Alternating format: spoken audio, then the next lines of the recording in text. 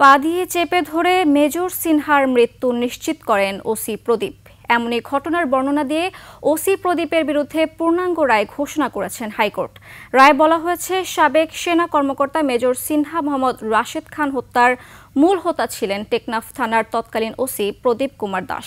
High court জানিয়েছে, সাবেক OC প্রদীপের পরিকল্পনা অনুযায়ী সাবেক সেনা কর্মকর্তা সিনহাকে 4 রাউন্ড গুলি করে হত্যা করেন একই থানার তৎকালীন এসআই লিয়াকত আলী।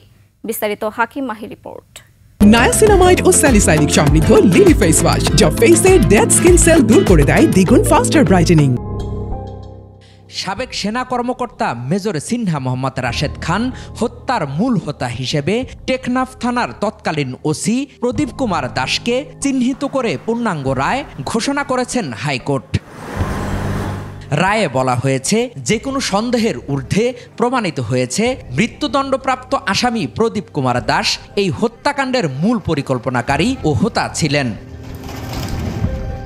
আসামি লিয়াকত আলী পরিকল্পনা অনুযায়ী ঘটনাস্থলে এসে ভুক্তভোগীকে হত্যার উদ্দেশ্যে 4টি গুলি করেন। ট্রায়াল কোর্ট দণ্ডবিধির 302 ধারার অধীনে প্রদীপ কুমার দাস ও লিয়াকত আলীর মৃত্যুদণ্ড যথাযথভাবে প্রদান করেছে।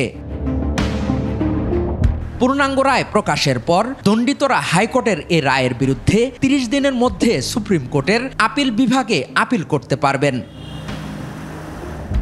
রায়ে মেজর সিনহা হত্যার ঘটনায় প্রদীপ কুমার দাস ও লিয়াকত আলীর মৃত্যুদণ্ড বহাল রাখেন হাইকোর্ট। একই মামলায় ট্রায়াল কোর্ট প্রদত্ত অন্য 6 জনের যাবজ্জীবন কারাদণ্ড বহাল রাখেন।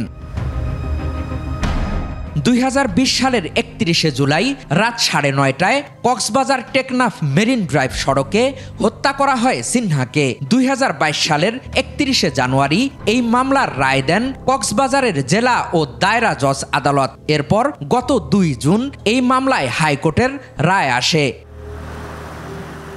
হাকিম মাহি, 21শে টেলিভিশন, ঢাকা।